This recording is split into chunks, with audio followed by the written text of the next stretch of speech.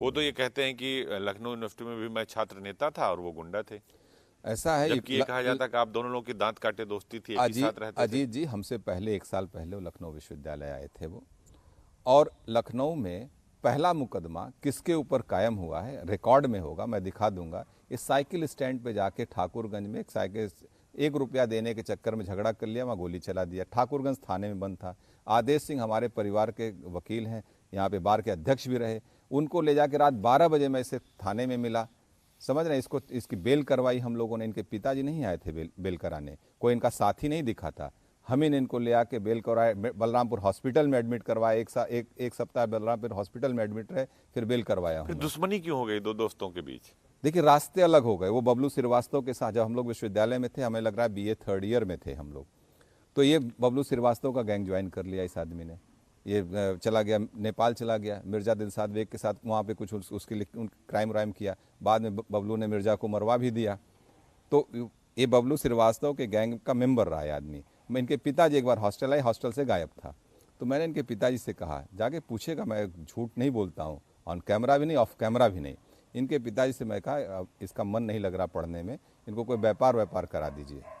अक्षरशः कह रहा हूँ मैं, एकदम कोई झूठ नहीं बोलता हूँ मैं।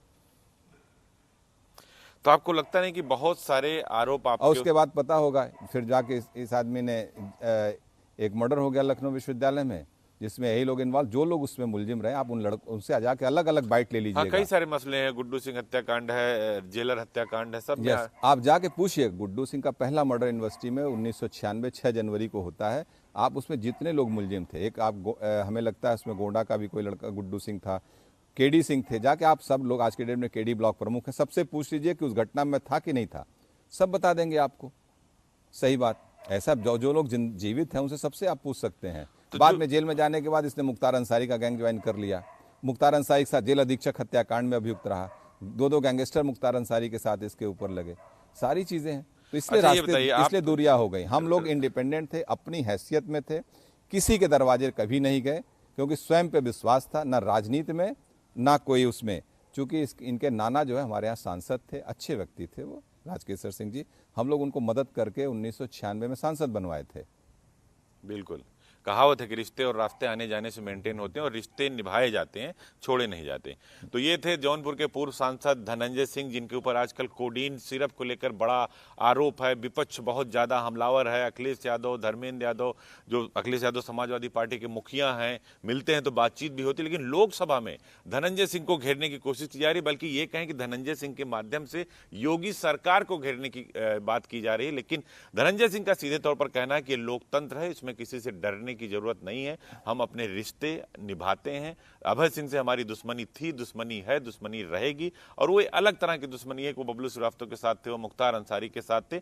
हमारा जो एक राजनीति करने का तरीका है, हम जनता के बीच रहते हैं। और हम कोडीन सिरप पे उन्होंने सफाई दे दी कि हाँ, आलोक सिंह हमारे परिचित हैं, छोटे भाई की तरह हैं, हमारे पड़ोसी हैं, पारिवारिक रिश्ते हैं, और कोडीन सिरप से मेरा कोई लेना देना नहीं, ये सिर्फ इनलीगल ड्रग्स का मामला है। अभय सिंह को ये भी उन्होंने कहा कि जब उन्होंने कहा कि भाई 5 करोड़ का ऑफर है, तो उन्होंने कहा कि इनका काम ही है लेन देन करने का और हमेशा इनका नाम इसी चीज में आता रहा है। तो धनंजय सिंह ने बिल्कुल क्लियर कर दिया कि ना मैं किसी से डरता हूं, ना मैं किसी के सामने झुकता हूं। जो हमारी परंपरा है, जो हमारा संस्कार है, उसको हम पालन करना जानते हैं, और राजपूत होना कोई गलत बात नहीं है।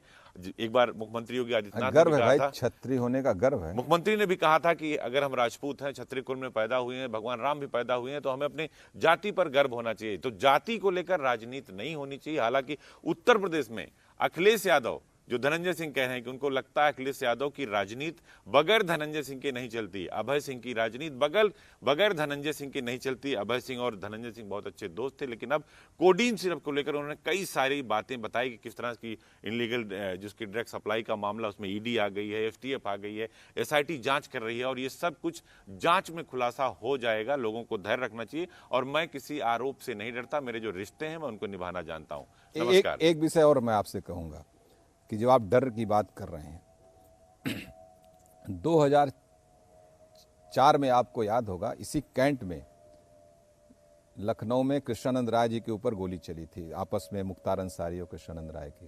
कृष्णानंद राय जी थाने बुला लिए गए थे, बैठा दिए गए थे थाने। भारतीय जनता पार्टी के 28 विधायक थे, और उस समय इनके सांसद भी 29-30 सांसद भी थे प्रदेश में। देश में भारतीय जनता पार्टी की सरकार भी थी। एक आदमी भारतीय जनता पार्टी का थाने नहीं गया था उस समय, चूँकि समाजवादी पार्टी की सरकार थी। मुख्तार अंसारी सपा को समर्थन कर रहे थे। अकेला मैं गया था, धनंजय सिंह जाके क्रॉस FIR करवाया हूँ और रात में दबिश डलवा के उनके घर से 6 लोगों को गिरफ्तार करवाया हूँ। इक्वल कार्रवाई हुई है। उनकी बुलेट प्रूफ सुमो थी, उसको लेके थाने से आए हैं। समझ रहे हैं, अकेले हम लोगों ने कभी, चूँकि कृष्णानंद राय जी जब हम लोग जेल में बंद थे तो उन्होंने एक बात कही थी कि देखिए आप लोगों के साथ गलत हो रहा है, अगर जब भी वोटिंग का मामला आएगा तो निश्चित रूप से सरकार गिराने के लिए हम वोट करेंगे, लेकिन अगर कल सरकार समाजवादी पार्टी की बनेगी तो हमारे सारे शत्रु जो है समाजवादी पार्टी में है और उस समय हमारे हितों की रक्षा कौन करेगा। हमने कहा मैं दूसरों की बात तो नहीं करता, लेकिन मैं हमेशा खड़ा मिलूंगा आपको जब भी ऐसी परिस्थिति रहेगी। जसवंत सिंह ने बात कराई थी, फोन पे बात कराई थी मेरी कृष्ण जसवंत भाई से, आप पूछ लीजिएगा MLC, उनसे पूछिएगा इस बात को सही है कि नहीं। और इसलिए मैं हम खड़ा रहा उनके साथ, और किसी भी स्थिति में मैंने कहा ना, हम लोग डरते नहीं, कोई भी हो। पूरी सरकार उनके साथ थी। ओम प्रकाश जी उस समय उन्हीं के साथ खड़े थे। गाजीपुर लेके गए थे अफजाल अंसारी को माननीय मुलायम सिंह जी से मिलवाने के लिए। हाँ, लेकिन मैं एक बात जरूर कहूँगा, उस समय मुख्यमंत्री जी का रोल बहुत अच्छा था, माननीय मुलायम सिंह जी का। उन्होंने कहा नहीं, हमसे बात हुई, उन्होंने कहा कि हमने कहा ये गलत है और दोनों तरफ से पुलिस वालों ने गोली चलाई है, इसमें एक तरफा कार्रवाई नहीं होनी चाहिए। तो उन्होंने कहा ठीक है।